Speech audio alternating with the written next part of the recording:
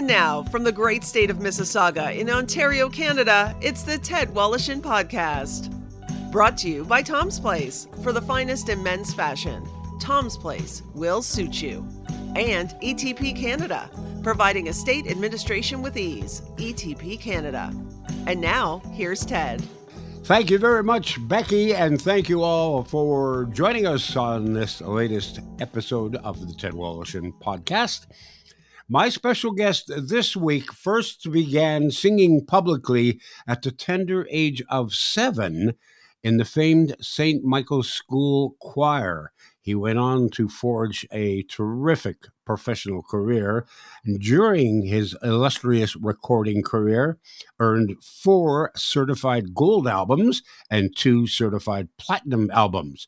His past 2 albums have paid tribute to the legendary Frank Sinatra, and his latest is also an homage to an iconic crooner. The album is titled The Book of Bennett, a musical ode to Toby Bennett. I'm thrilled to welcome Matt Dusk. Wait till you're locked in my embrace. Wait till I draw you near. Wait till you see that sunshine place. Ain't nothing like it here. The best is yet to come, and babe, won't it be fine? The best is yet to come, come the day you're mine. That's just a little sample of the latest from Matt Dusk called The Book of Toby Bennett. How are you, Matt? I am great, ready to go back to San Francisco. Yes, good for you. You know what I was thinking? This is a tribute to one of the greatest crooners of all time, Toby Bennett, and it's following in the footsteps of arguably the greatest crooner. And again, yes. I say arguably because you can get into that the argument, which was you did 2 albums that were tributes to Sinatra. Sinatra with Matt Dusk in 2020 and 2021, Sinatra with Matt Dusk Volume 2, certified platinum and gold, respectively. I think it takes a lot of guts to take on, and I know you're doing a tribute, but to take on classics, not only the music, but who performed them. Because immediately people's minds go to the original recording. Absolutely. I mean, it's a good point that you bring up, specifically because now when modern listeners listen to artists, there's usually only one recording of the song. Where in the old days, I'd say, back in the mid 20th century, the publishers kind of ruled the world, and then there would be a song released either by Irving Berlin or Jerome Kern or whoever, and Sinatra, Toby Bennett, Ella Fitzgerald, even Tom Jones sometimes would record these songs.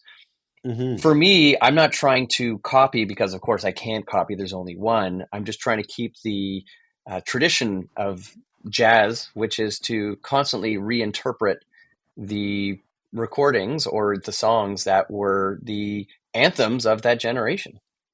Yeah. Okay. That's a good point. I mean, I'm glad you are, because I've always enjoyed your recordings to begin with, and I'm a huge Sinatra and a Toby Bennett fan at the same time. And it's interesting that the 2 of them, both, as you mentioned, both recorded similar songs. Both recorded the exact same song at different times.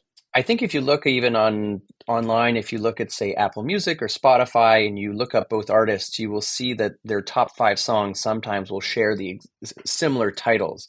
For example, Frank Sinatra was, very well known for singing "The Way You Look Tonight," as was Toby Bennett.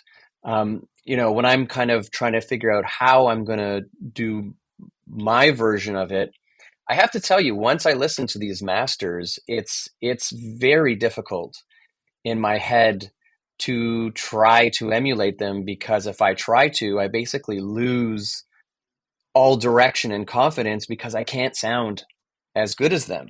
And I have to tell you, like, having those greats is a wonderful way to learn. I think sometimes as artists, we sometimes get trapped in trying to do what they do, where sometimes I just need to have a scotch, leave, come back and just let it go.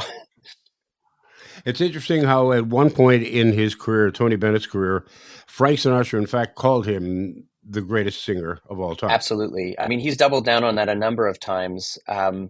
I never got a chance to meet Frank Sinatra because he passed in 1998, but I got to meet Tony Bennett numerous times because we used to Excellent. share a showroom at the Golden Nugget at the Las Vegas Golden Nugget. Anyway, he would tell me stories about his time with Frank, and he would offer some advice that I still, you know, as an artist, I still use. I got to not only did I get to watch him, but effortlessly do his songs. But then when he would tell me things, I would have a one-on-one audience. So I always felt like what I was being given wasn't, a priceless gift. Right. So what kind of information did he share with you? I remember, anything that you can share with us? Oh yeah. I'll tell you I'll tell you what I can share.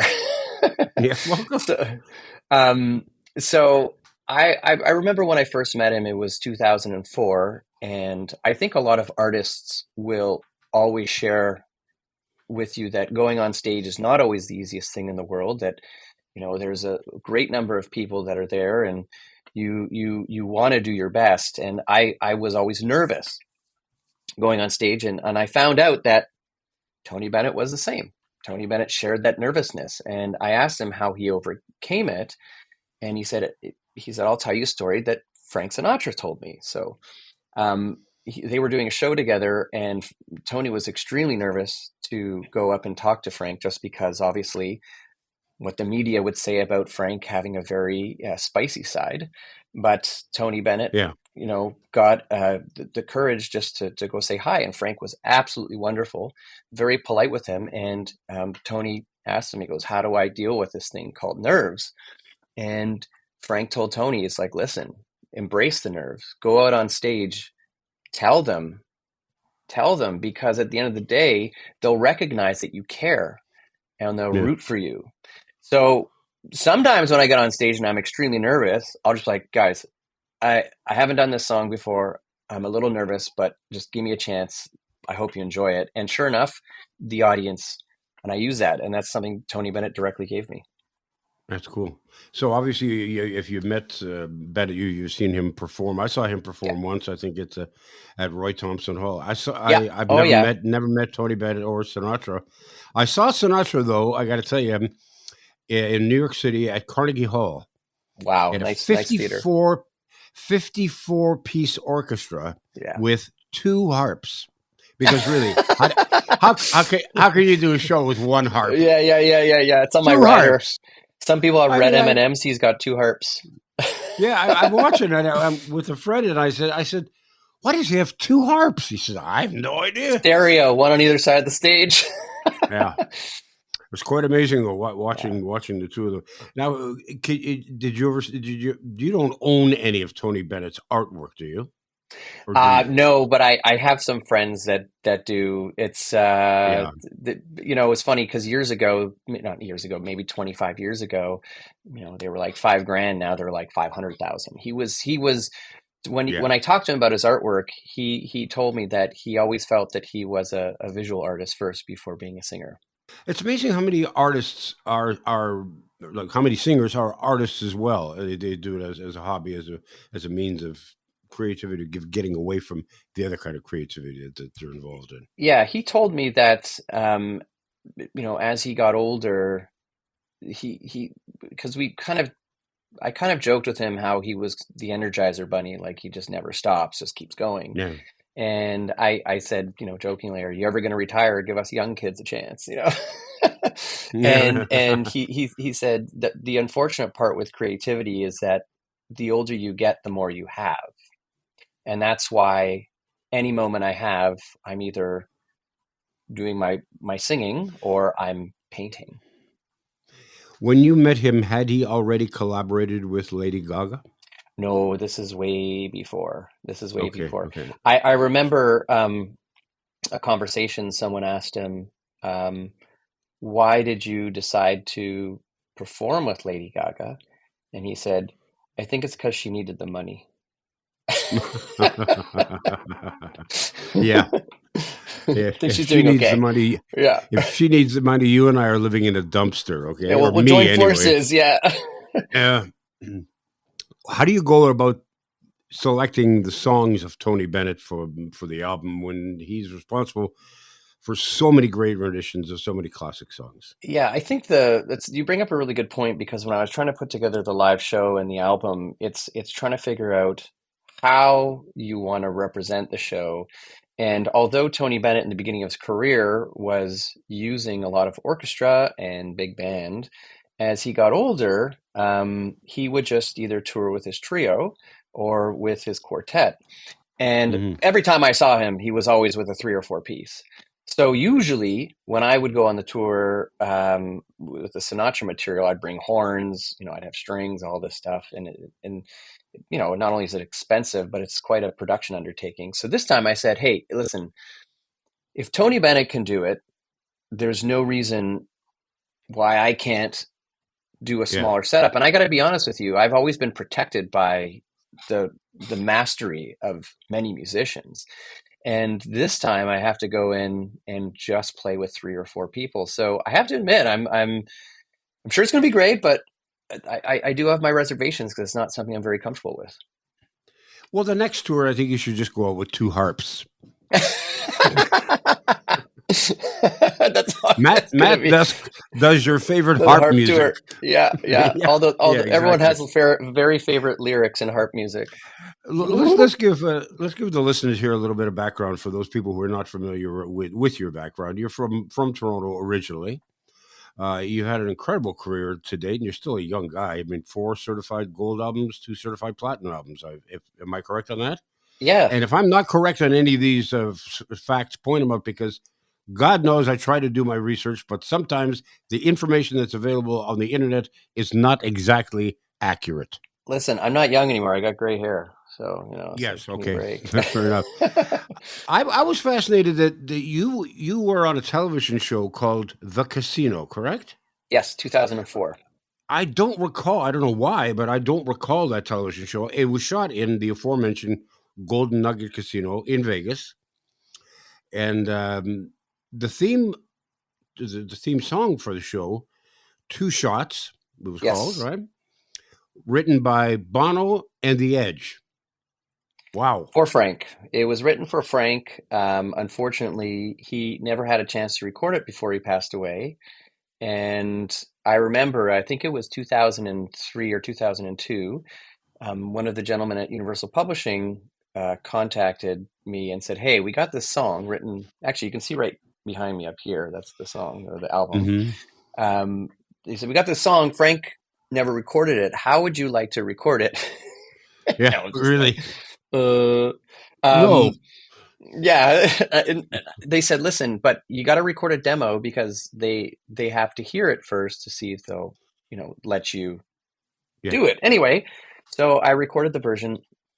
They liked it very much, and eventually it became the title theme track for that show, The Casino, which was the Fox TV, blah, blah, blah, blah, blah.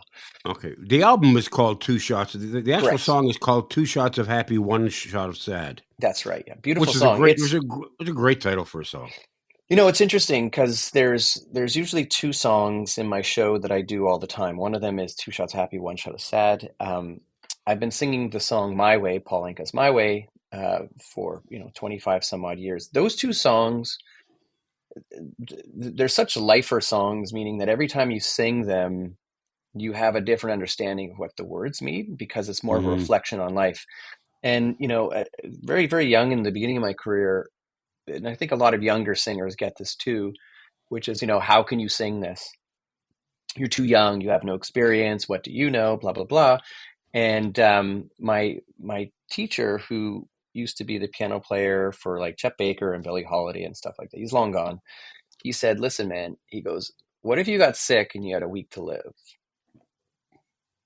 What could you say those words then? He's like, just ignore what everybody says and just imagine you're singing this for the last time. And every time I do sing those songs, I know as negative as it sounds, but I feel very grateful and I reflect on what has happened. Oh, cool. You went to St. Michael's and you sang in the St. Michael's School Choir, right? Yeah, very, very great experience.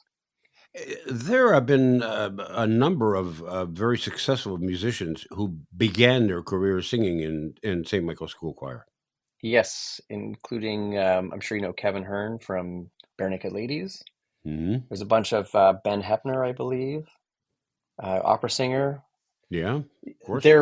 There was the one thing which is interesting about that school, which you look back and you realize the opportunity you were given specifically was that we used to go on tour twice a year since we were about 9 or 10 years old.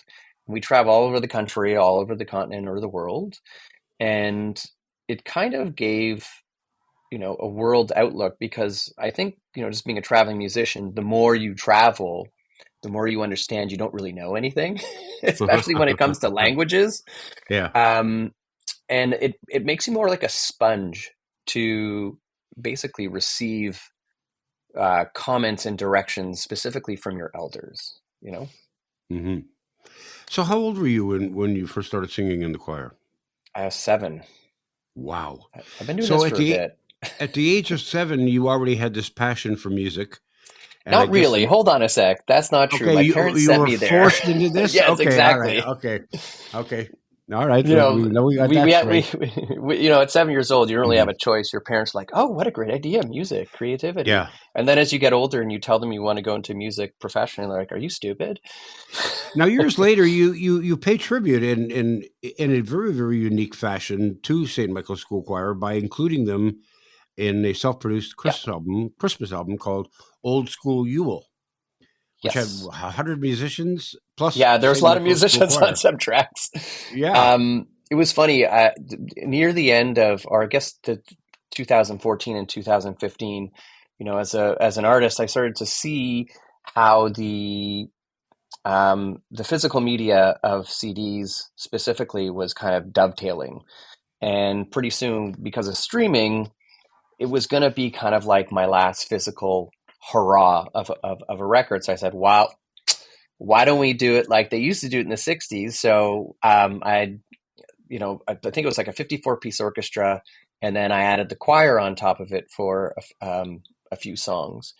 And the one thing why I wanted to include St. Michael's Choir School was just because they were such an important part of my upbringing, specifically because, now if we look back and anybody who has kids understands that so many kids are focused on tablets and iPads and they become very Hmm. focused and they don't really have a lot of social content with people, where at the school, like I said, we'd go on tour and there would be 100 of us going on tour without our parents with like 6 adults.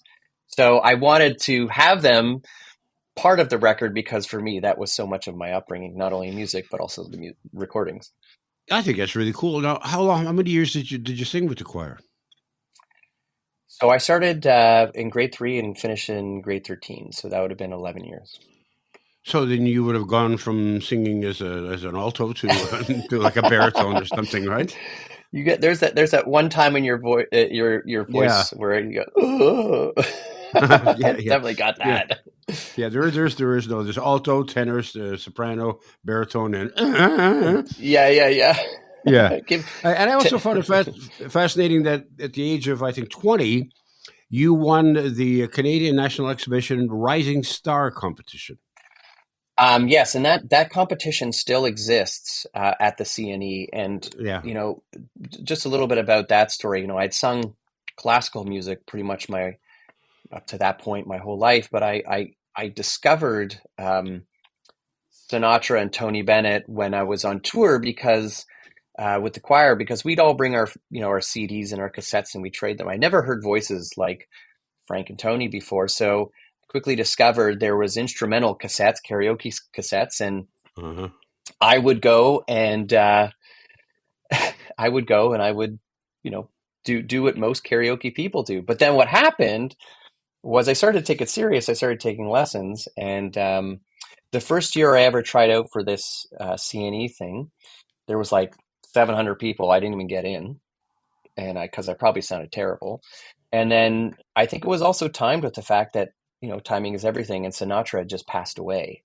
Hmm. So there was a great resurgence in the interest of Sinatra, and my teacher taught me to sing like Billie Holiday, like Frank, all this stuff, and it became a great, a great experience.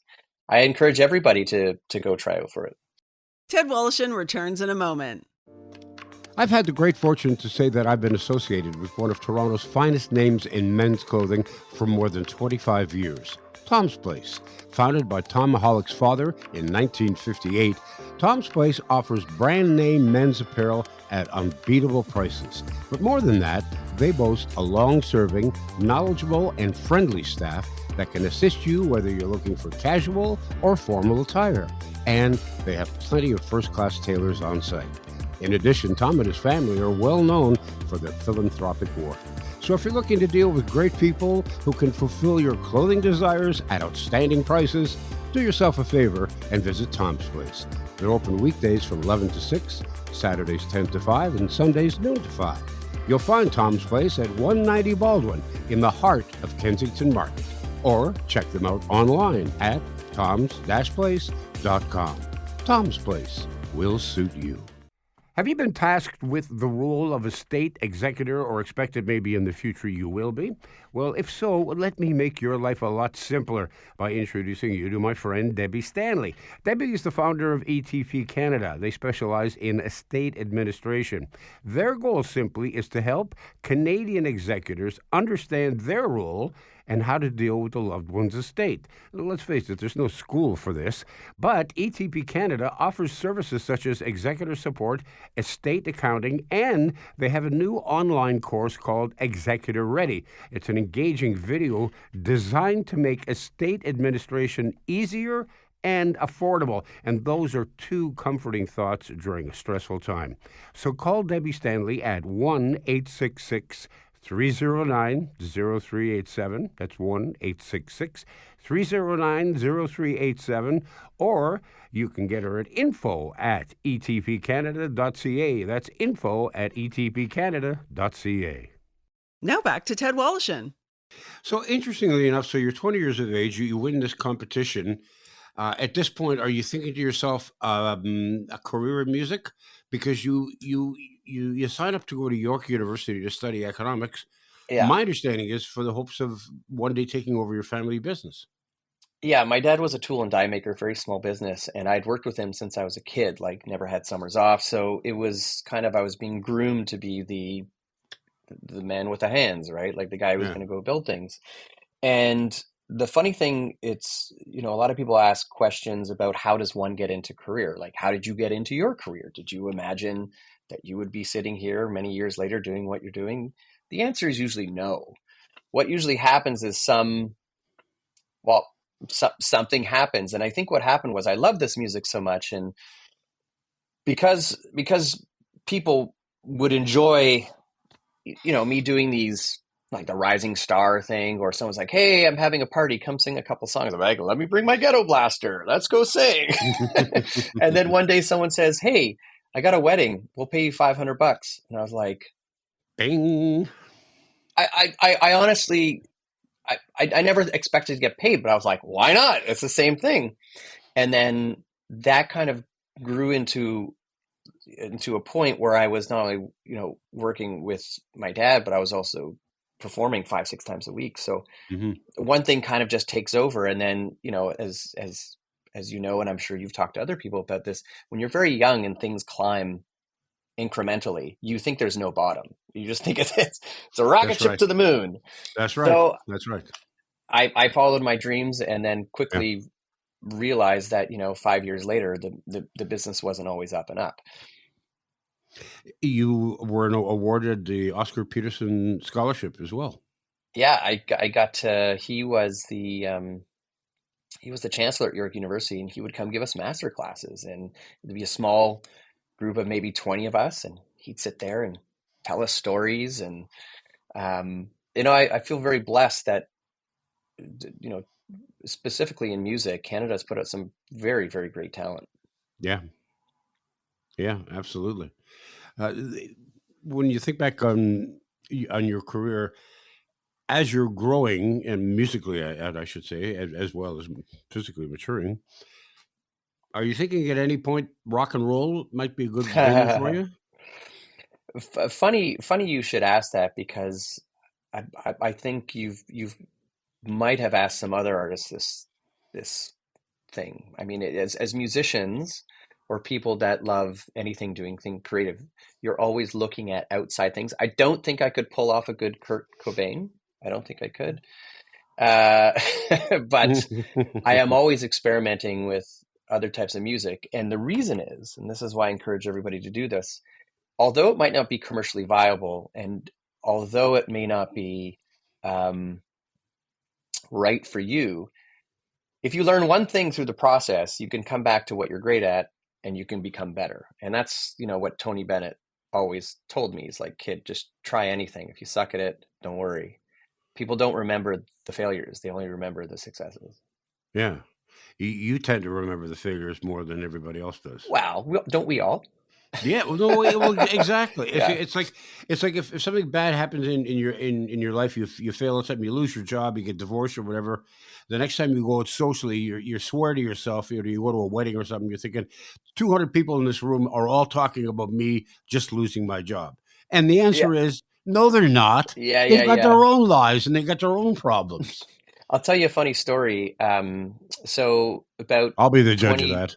Okay. No, it's not funny. I'm just going to go on what you're saying. I'm kidding. I'm pulling. 20 years ago, I had this discussion with my aunt, and we were talking about, performing and da-da-da-da. And, there is this thing called the spotlight effect where everybody believes everyone's thinking about them. Yeah. And she told me the story. One day she was walking down a street and she sees this beautiful woman walking towards her. So, my aunt starts to, do her hair up, make herself and, posture a little bit and walk by her. And she's like, when I walked by her, she was doing the exact same thing. She didn't give a crap about me. So it's like what you said. No one gives a crap that you lost your job. They're too worried about the stuff they have to go through. Yeah, exactly. After this, you're going on tour. Actually, while this is being released, these shows all get pre-taped, by the way. Of course, no problem. By the time this is being released, you've already begun your tour, which is eventually going to take you out west into Regina and Calgary and Kelowna, and then in December you're going to Poland. Yes. So what happens is I've got this. I don't understand why it is, but in Eastern Europe, Romania, Slovakia, Poland, Lithuania, I've developed a nice little career there where I've realized that people there really love this kind of music, and there's not a lot of people that do it. So a lot of people compare me to David Hasselhoff in Germany, so I'll take the comparison. Yeah. No, it's true though that there are musicians. Well, our mutual friend Bill King.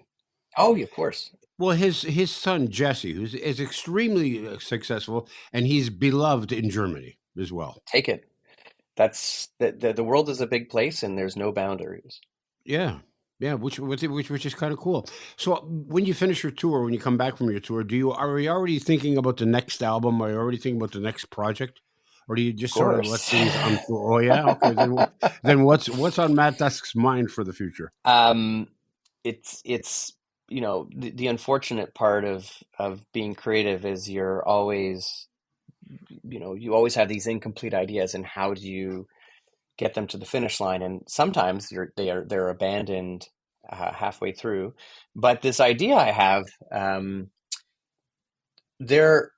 when I first released the record Two Shots, that featured 2 shots of happy, 1 shot of sad, there was an idea that said, okay, how do we create modern standards in a way that is contemporary? When I mean contemporary, it still would be classified as easy listening. So I'm working on a project now where the songs are basically just like jazz. They're already released, but reimagining them in a way that almost becomes like Paul Anka's Rock Swings. I don't know if you remember that record. No.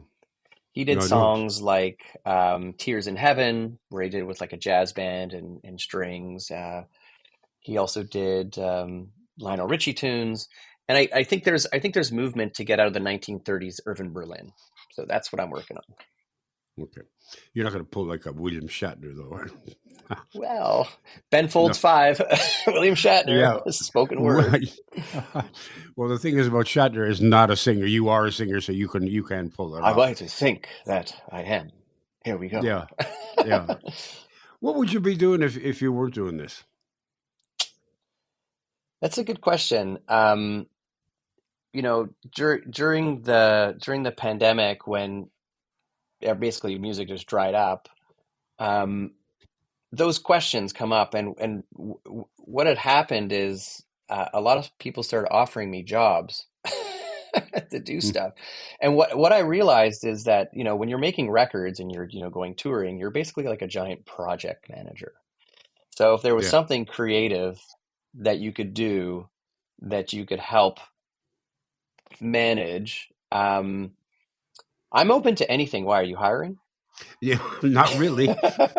I am, but I pay really badly. I pay weekly, very weekly. Yeah. Yeah. It's bi-weekly, by the way. When somebody says we pay bi-weekly, does that mean twice a week or every other week? I always get confused. That was screwed me up my entire life. What a minute, is it every 2 weeks or is it twice a week?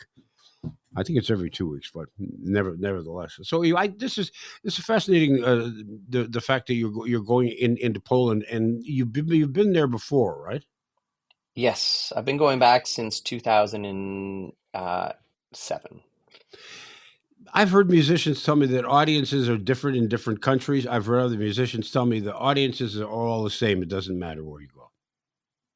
Interesting you say that. When I first went to Japan, everyone was like, the audience is very quiet. They don't clap till the end. We went in there and they were hooting and hollering the whole way through. I find, I find the demographics can change. So, for example, when we play in the States, our demographic is definitely older, but there's many more of them. So let's say we go play Florida, we'll do 2 shows in a day that have 2,500 people each. Well, what's the old line? The average age in Florida is deceased. God's waiting room. Anyway, old people and their parents. But I remember this one day, our first show was at 11 a.m. and this is Florida, and I went on stage and I was like, "Good morning." Yeah. I don't think I've ever said that ever in my career. They all start laughing anyway. So at the end of the first show, I was like, "Guys, it's like 11. It's like 12:15 now. What do you guys do?" Yeah. Some guy goes, "Go to the doctor." And the person's like, "Taking a nap." And then the person in front, "We're going drinking." And then the whole crowd started going, "Woo!" Just like getting ready for the dinner show at 4:30. Yeah. I have to agree with you though.